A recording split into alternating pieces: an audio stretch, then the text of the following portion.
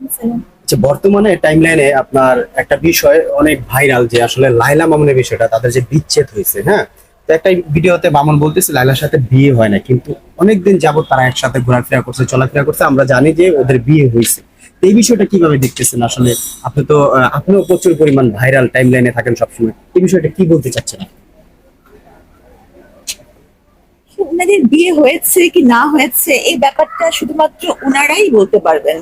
কারণ হচ্ছে যে ওনারা বিয়েটা কিভাবে হয়েছে, বিয়ের সাক্ষী কে ছিল, বা মানে মুসলিম বিবাহ আইনের আওতায় তাদের বিয়ে হয়েছে, সেটা তো মানে অন্য কারোর পক্ষে বলা সম্ভব না। একমাত্র ওনারাই বলতে পারবেন ওনাদের কি হয়েছে।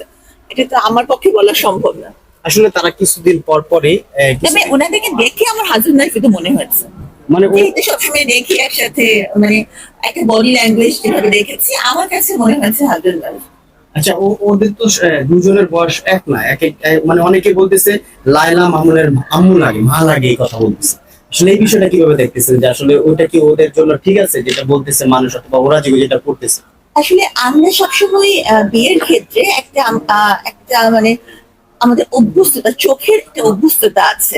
যেমন হচ্ছে যে আমরা বয়সের একটা সামঞ্জস্য, তারপর শিক্ষাগত যোগ্যতা, সোশ্যাল স্টেটাসের একটা মানে সামঞ্জস্য দেখে আমরা অভ্যস্ত।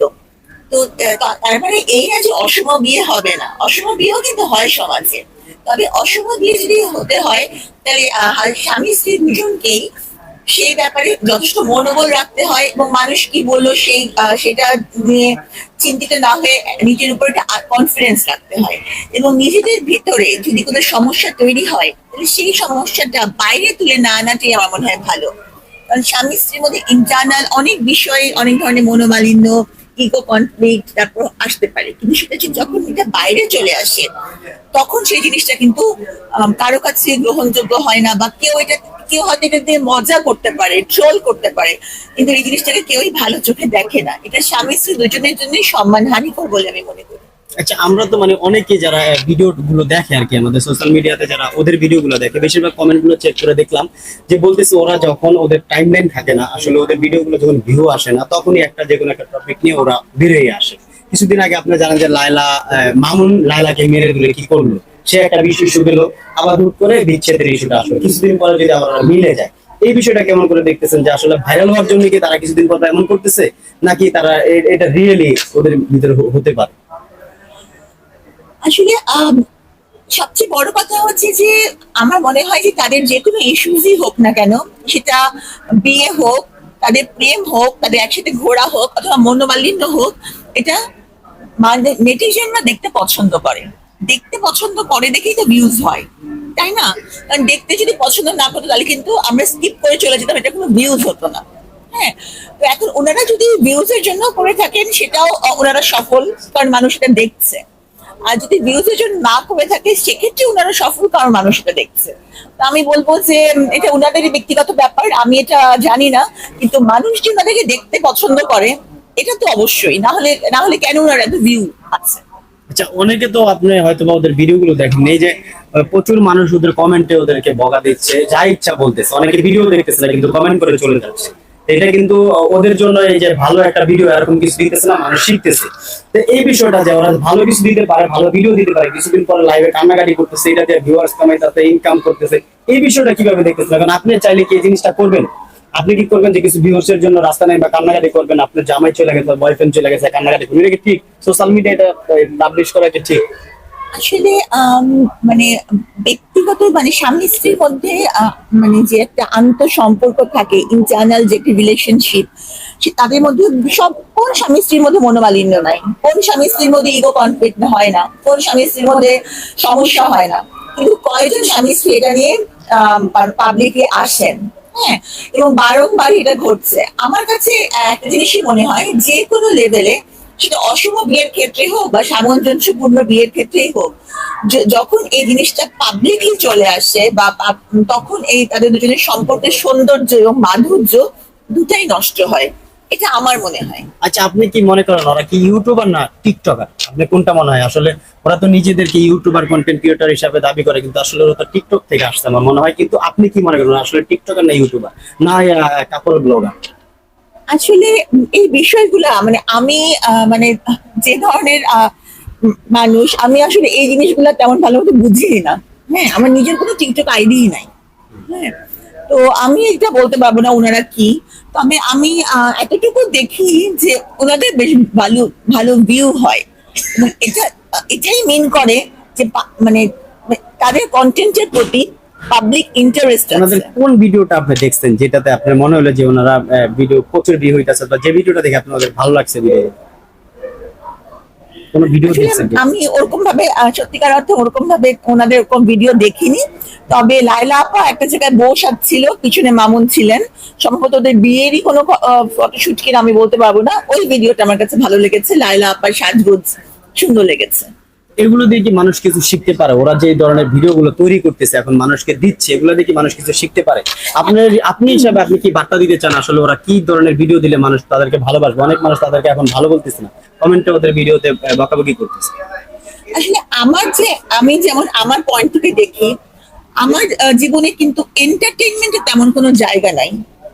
আমি এমন একটা মানুষ যে আমাকে সবসময় স্ট্রাগল করতে হচ্ছে আমার সাথে, যা ঘটে গেছে তার বিরুদ্ধে, যা হচ্ছে তার বিরুদ্ধে, এবং আমি অনাগত ভবিষ্যতে যা আমি ঘটাতে চাই তার জন্য আই এম অলওয়েজ স্ট্রাগলিং। তো আমার লাইফে এন্টারটেনমেন্ট বলতে কিছু নাই, কিন্তু এখন ওনাদের লাইফে এন্টারটেনমেন্ট আছে, এবং ওনাদের কন্টেন্ট এখন মানুষ চিন্তা করবে যে আমি কি এন্টারটেইন হতে চাই, নাকি আমি হচ্ছে গিয়ে কিছু শিখতে চাই। হ্যাঁ, এখন আমি যদি অনলাইনে থাকি, কোনো কোনো সময় কেউ কেউ আছে যারা শুধু এন্টারটেইন হতে চায়, তারা ওনাদের ভিডিওটা বেছে নেবেন। আর যারা আছেন কিছু শিখতে চান, তাদের মতো ভিডিও বেছে নেবেন। এখন এটা তো যার যার রুচির ব্যাপার যে কে কোন ভিডিওটা দেখবেন বা বেছে নেবেন। আচ্ছা, মানে সবকিছুরই তো মানুষের ওষুধ পায়, চিকিৎসা করে সুস্থ হতে পারে। ওদের দুজনের কি ওষুধ আছে যেটা দিলে তারা সোশ্যাল মিডিয়া এরকম পচা ধরনের ভিডিও আর দিবে না? এরকম কোন ওষুধ আছে যেটা দিলে ওরা আর এইসব ধরনের ভিডিও প্রচার করবে না, যে কান্নাকাটি, মারামারি, বিচ্ছেদ এগুলো প্রচার করবে না? আমি তো বারবারই একটা কথা বলছি, তাদের প্রচারের এই যে তারা যে কন্টেন্ট ক্রিয়েট করছেন, এটার একটা পাবলিক এই জিনিসটাকে দেখছেন, এক শ্রেণীর ভিউয়ার্স তা পছন্দ করছেন, তাহলে কোনো ওষুধের কোনো প্রয়োজন আছে বলে আমি মনে করি না। আমার মনে হয়, হ্যাঁ, আমার মনে হয় অনেকে পছন্দ করছেন না, কারণ ওদের কমেন্ট গুলা দেখলে দেখবেন অনেকে বকা দিচ্ছে, কারণ ওনারা মায়ের খাইছে সেটা আপনার পাবলিশ করতেছে, বিচ্ছেদ হইতে সেটা, এগুলা দিয়ে মানুষ শিখতেছে কি, মারামারি শিখতেছে, বিচ্ছেদ হওয়া শিখতেছে, কিছু হইলে এই জিনিসগুলোর কথা বলতেছে। আসলে তাদের এগুলা থামানোর জন্য কি ওষুধ দেওয়া যায় যে ওষুধে তারা একবারে নিরিবিলি থাকবে, এরকম আর এই মারামারি আর ইয়া করবে না, বিচ্ছেদের কাহিনীটা করবে না? যেহেতু আপনি অনেক রকমের ওষুধ মানুষের চিকিৎসা দিয়ে থাকেন, ওদের কি চিকিৎসা দিবেন আপনি? আসলে আমি তো যে ধরনের আমি তো পেশেন্টের মানে যে ডিজিজ গুলার ট্রিটমেন্ট দেই, ওনাদের এই যে ভিউয়ার্স অ্যাট্রাক্ট করার যে একটা প্রবণতা, এটার কোনো ট্রিটমেন্ট আমার কাছে নাই বা আমার কাছে থাকবেও না। তবে আমার মনে হয় যে এই এই জিনিসগুলাকে কমিয়ে এনে তাদের সম্পর্কে মধুর জিনিসগুলো তুলে ধরলে মানুষ এটা অন্তত শিখবে যে অসম বিয়েতেও মানুষ শান্তিতে থাকতে পারে। ওনারা যদি এটা এস্টাবলিশ করতে চান যে তারা একটা গুড কাপল, তাহলে সেক্ষেত্রে ওনাদের নিজেদের মানে সুন্দর যে মুহূর্ত গুলা, সেগুলাই বেশি বেশি আপলোড করা উচিত, যাতে করে অ্যাটলিস্ট তাদের এটা মানে এস্টাবলিশ হতে পারে যে অশুভ বিয়ে করেও কিন্তু মানুষ অসুখী সবসময় হয় না। হ্যাঁ, মানে আমরা যারা সামঞ্জস্যপূর্ণ বিয়ে করেছি বা যারা করেন, তাদের লাইফে হচ্ছে শুধু সুখ আর সুখ তা কিন্তু না, তাদের লাইফও কিন্তু স্বামী স্ত্রীর মধ্যে ঝামেলা, এমনকি বিচ্ছেদ, পার্মানেন্ট বিচ্ছেদ পর্যন্ত হয়। তো ওনাদের অসম বিয়ে বলেই যেগুলো করছে তা কিন্তু না।